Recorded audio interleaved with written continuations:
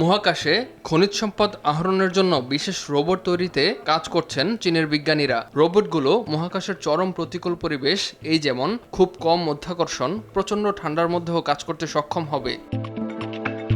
China university of mining and টেকনোলজির গবেষকরা মহাকাশের পরিবেশের মতো সিমুলেশন তৈরির জন্য বিশেষ প্রশিক্ষণ ক্ষেত্র তৈরি করেছেন। অধ্যাপক লিউ সিনহুয়া তার গবেষণাগারে একটি বিশেষ বালির বক্স তৈরি করেছেন। বক্সটি রোবটগুলোর প্রাথমিক প্রশিক্ষণের জন্য ব্যবহার করা হচ্ছে।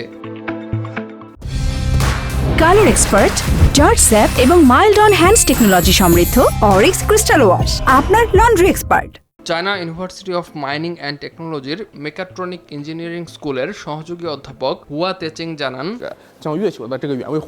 আমাদের তৈরি সেটআপে গ্রহাণু এবং মহাকাশের মতো পরিবেশ তৈরি করা হয়েছে, যেমন গ্রহাণুর উপরিভাগ যা আলগামাটি ও পাথরে ভরা, মহাকাশের মতো খুব কম মাধ্যাকর্ষণ। এই নকল মহাকাশ পরিবেশে কঠিন প্রশিক্ষণ দিয়ে রোবটগুলোকে তৈরি করা হয়েছে। রোবটগুলো এখন কঠিন জায়গাতেও কাজ করতে পারে। এদের 6টি পা ও বিশেষ যন্ত্র থাকায় এরা উঁচু নিচু জায়গায় চলতে পারে এবং প্রয়োজনে নিজেদের আকার পরিবর্তন করে কাজ করতে পারে।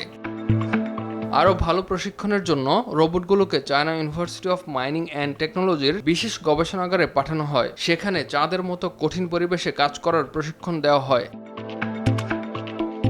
ইমতিয়াজ আহমেদ, RTV।